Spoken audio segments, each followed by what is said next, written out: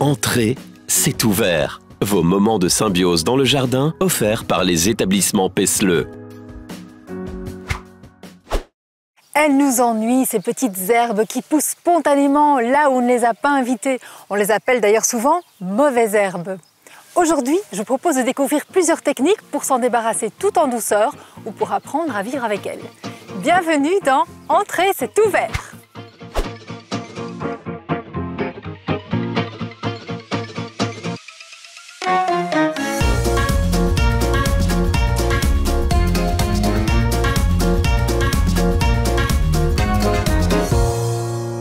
Se débarrasser des mauvaises herbes ou vivre avec? Ça m'intéresse, pas vous? Alors restez avec nous. Ce mois-ci, nous irons chez Christiane, à Sommeuse, et chez Thomas, à Ciney. On découvrira comment tous les deux gèrent ces herbes dites indésirables dans leur jardin. Mais on commence chez toi, Virginie. Alors dis-nous, quels sont tes secrets? Une méthode toute simple pour éviter l'apparition des herbes indésirables dans vos parterres de fleurs, c'est d'y installer des plantes couvre-sol. Alors ici, moi j'ai mis de l'aspérule odorante. J'ai planté un plant de cette taille-là il y a 2 ans et regardez le magnifique massif qui s'est installé aujourd'hui avec ces jolies petites fleurs blanches. Une fleur avec laquelle on réalise d'ailleurs la fameuse boisson, le métringue qui nous vient de Gaume. Délicieux, si vous ne connaissez pas, ça vaut le coup de goûter. Alors il y a d'autres plantes couvrantes qui fonctionnent très bien aussi, comme la pervenche par exemple, que j'ai installé dans d'autres parterres et qui prennent rapidement de la place et limitent donc l'apparition des adventices. Une deuxième méthode toute simple pour éviter l'apparition des herbes indésirables dans vos parterres, c'est de les couvrir d'un paillage. Alors avant toute chose, il faut enlever les herbes qui sont présentes avec une binette par exemple.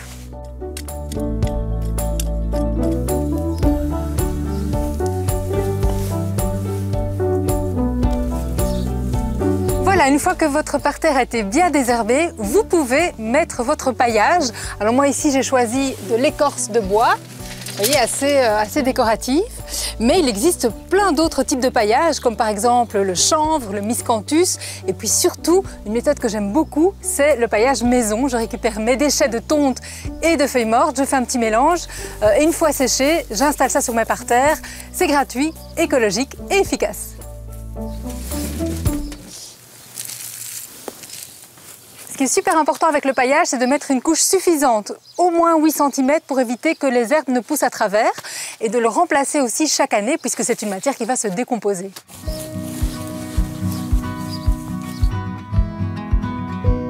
Mais là où elles nous ennuient le plus, ces petites herbes envahissantes, c'est dans nos allées de gravier et de pavés.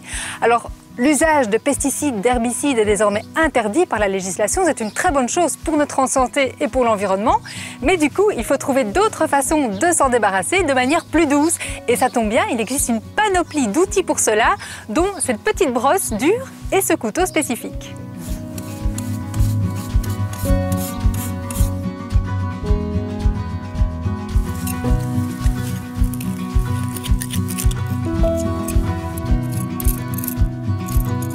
N'oublions pas non plus qu'il n'existe pas de mauvaises herbes. Il s'agit simplement d'herbes qui poussent là où on ne les attend pas. Elles ont un rôle bien utile dans la nature, comme les pissenlits par exemple, qui offrent leur pollen à de nombreux pollinisateurs. Moi personnellement, je les laisse s'exprimer dans certains de mes parterres où elles apportent une petite touche colorée. Et vous, est-ce que vous êtes prêts à leur laisser une petite place au jardin ? De mon côté, je suis convaincu, et j'espère que vous aussi d'ailleurs. Après, chacun opère ses choix. Ici, dans le jardin de Jean-Luc, à Lonzé par exemple, pas de place pour ces herbes indésirables. Rappelez-vous, le mois passé, c'est ici même que nous avions planté de jeunes pousses de salade. Figurez-vous qu'en dessous de ces salades, on a retrouvé des ravageurs, des taupins. Aïe aïe aïe. Une solution, François ? Donc nous avons identifié dans cette serre un problème de ravageur, à savoir le taupin. Le taupin à l'âge adulte est un coléoptère, mais on a la larve aussi appelée la larve fil de fer qui peut causer d'énormes dommages aux légumes. La larve est facilement reconnaissable, elle est allongée et elle est de couleur jaune paille. On la découvre notamment sous les salades ou encore les pommes de terre ou les carottes, là où elle dévore les racines. Pour éradiquer ce problème, il faut être vigilant aux rotations des cultures, donc notamment apporter des pois ou des haricots qui sont des cultures peu sensibles dans la rotation et donc qui ne vont pas multiplier le problème. Il faut savoir aussi que les taupins sont majoritairement présents après un retournement de prairie ou de gazon. C'est pour cela qu'il faudra être vigilant les 2-3 années qui suivent cette situation. Terminons par la solution. Donc la solution consiste à appliquer des nématodes. Donc des nématodes, c'est des vers microscopiques que l'on dilue dans 10 litres d'eau par exemple et qu'on va appliquer en respectant la dilution à l'arrosoir sur la surface à traiter. Les nématodes vont rentrer en contact avec les taupins et vont diminuer leur population jusqu'à avoir un seuil acceptable. Un produit 100% naturel donc, et c'est important. On espère que les taupins laisseront la serre de Jean-Luc tranquille. Allez hop, on retrouve Virginie à Heure, chez Christiane. Comment gère-t-elle la cohabitation avec les dites indésirables ? Bonjour Christiane. Bonjour Virginie, bienvenue. Merci de m'accueillir dans votre jardin qui est assez original, à votre image quelque part, hein, puisqu'il est à la fois entretenu, à la fois un peu sauvageon. Oui, c'est tout à fait ça. Je suis une personne qui a un côté un petit peu organisé. Donc j'ai choisi de laisser les sentiers qui entourent notre chalet dans un état assez propre. Et par contre, le jardin, je lui laisse toute sa fantaisie, donc je laisse pousser les fleurs, etc., selon leur gré.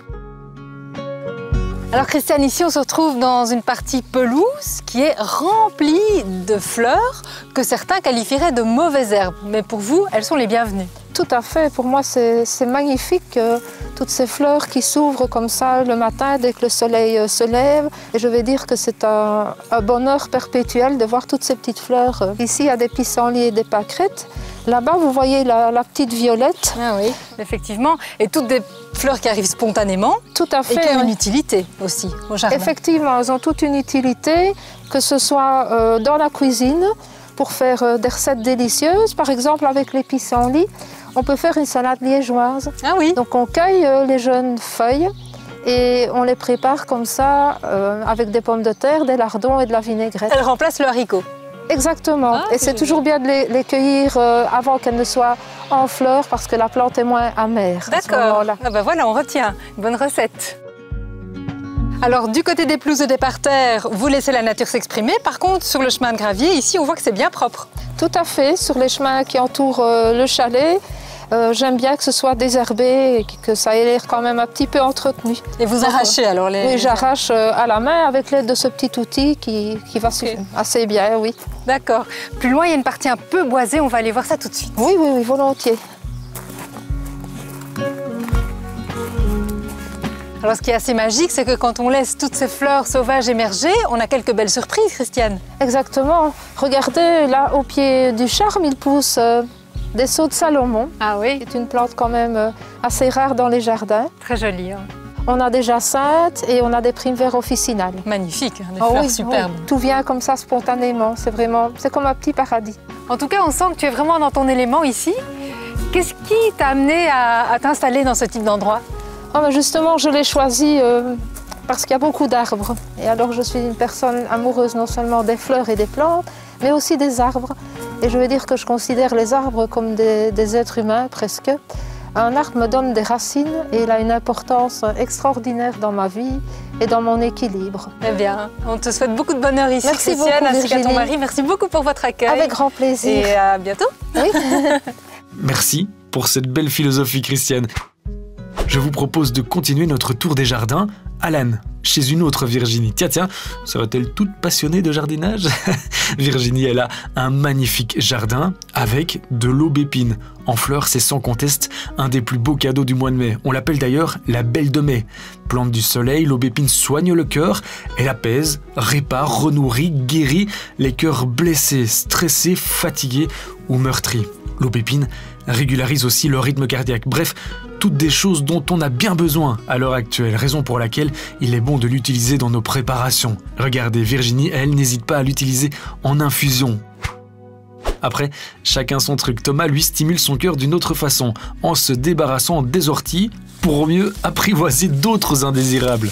Bonjour Thomas. Salut Virginie. Dis, qu'est-ce que tu es en train de faire là dans ton talus? Écoute, ici pour l'instant, j'essaye d'arracher quelques orties parce qu'elles ont tendance à être un petit peu envahissantes. En fait, c'est un talus qu'on a laissé partir, qu'on a laissé pousser. Et en fait, en laissant pousser, on s'est rendu compte qu'il y avait plein de plantes différentes qui arrivaient. Des mauves, de l'origan sauvage, de la tanésie, parmi encore beaucoup d'autres choses. Plus évidemment les pissenlits, etc., etc. Il y a juste un peu l'ortie qu'il faut de temps en temps un petit peu maîtriser, sinon elle a tendance à prendre la place surtout. Donc finalement, on a un talus ici très coloré, naturel, totalement naturel, hein. C'est vraiment tout ce qui est spontané, et donc ça ne demande pas énormément d'entretien, du coup, vous laissez ça aller. Voilà, en fait, je ne fauche même pas. À l'automne, je vais nettoyer un petit peu pour enlever tout ce qui a vraiment poussé, tout ce qui est devenu du foin quelque part. Mais sinon, comme tu le vois ici, ben voilà, au début du printemps, ça commence déjà à repousser et toutes les plantes prennent leur place les unes après les autres et pendant tout le printemps et tout l'été, ça va être des floraisons les unes derrière les autres et qui en plus ont l'avantage d'attirer beaucoup d'insectes. Voilà, c'est super intéressant pour les insectes pollinisateurs, pour les oiseaux aussi, pour la biodiversité en général. D'ailleurs. Complètement. C'est vraiment l'idée, c'est de se dire que un jardin, ça doit d'abord être un lieu de vie. Ça commence par toutes les petites plantes, y compris celles qu'on qualifie de mauvaises herbes, mais qui n'en sont absolument pas. Ici, vous cultivez une forme de tolérance par rapport à cette nature spontanée, mais il y a quand même des endroits où vous intervenez un minimum quand elle prend un petit peu trop de place. C'est ce qu'on va voir. On est obligé, on ne s'interdit pas de temps en temps d'intervenir, mais c'est vrai, le maître mot, c'est devenu la tolérance et surtout la surprise. Tu nous montres un de ces endroits là sur lesquels tu interviens un petit peu justement pour limiter l'explosion de toutes ces herbes spontanées? Avec plaisir, on peut aller voir les petits murets par exemple. Oui, on y va. Voilà, tu vois ici, on a un petit muret de pierre sèche. Et ce qui est assez sympa, c'est qu'il y a plein de trucs qui viennent un peu partout, qui viennent se mettre dans les interstices des pierres. Alors, on laisse un maximum de choses. Tu vois que, par exemple, le lamier blanc attire pas mal les bourdons pour l'instant, donc ça c'est chouette. Et puis il y a des choses aussi qui nous embêtent un peu plus. Bon, c'est vrai que les petites herbes qui poussent un peu partout, on a envie parfois de les enlever. Les chardons, c'est pas vraiment un bon plan. Si tu veux m'aider, un peu aller... hein. Concrètement, dis-moi, qu'est-ce qu'on enlève alors? Si tu trouves des chardons, tu peux les enlever. Oui. Alors fais attention, c'est des racines tournantes et très profondes. C'est pas toujours évident de les avoir. J'ai un petit couteau, moi, que j'ai montré Alors c'est vrai qu'un couteau, c'est mieux parfois. Dans ma petite séquence, qui est un peu plus efficace que ta pelle, j'avoue. Hein. Surtout dans les cailloux, hein, c'est vraiment... L'idée, c'est d'avoir la racine, évidemment. Hein. Et là, c'est pas gagné.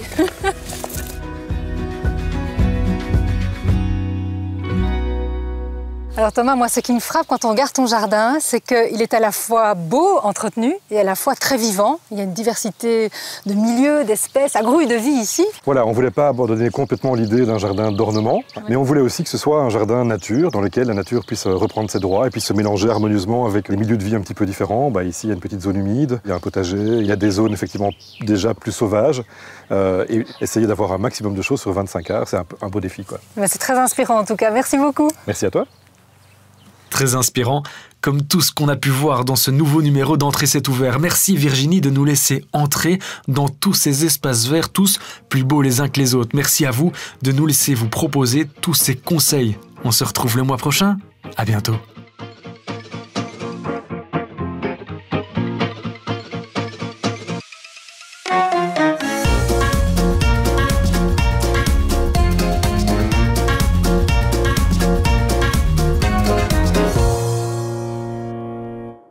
Vos bons moments jardinage, c'est avec DCM, partenaire officiel d'Entrée c'est ouvert. Dans le concours de ce mois-ci, DCM vous propose de remporter des nématodes contre les larves de taupin. Vous l'aurez compris, il s'agit ici d'un remède naturel, des nématodes, des vers microscopiques, qui infectent et tuent les larves de taupin. Un produit bien sûr inoffensif pour les humains, les animaux domestiques et les plantes. Il sera efficace pendant 4 à 6 semaines. Pour gagner notre concours, c'est très simple. Répondez à la question suivante. Quel nom peut-on donner à l'aubépine? Envoyez-nous la réponse par mail à concours@canalzoom.be ou par message privé sur la page Facebook d'Entrée c'est ouvert. Entrée, c'est ouvert. Vos moments de symbiose dans le jardin offerts par les établissements Pesle.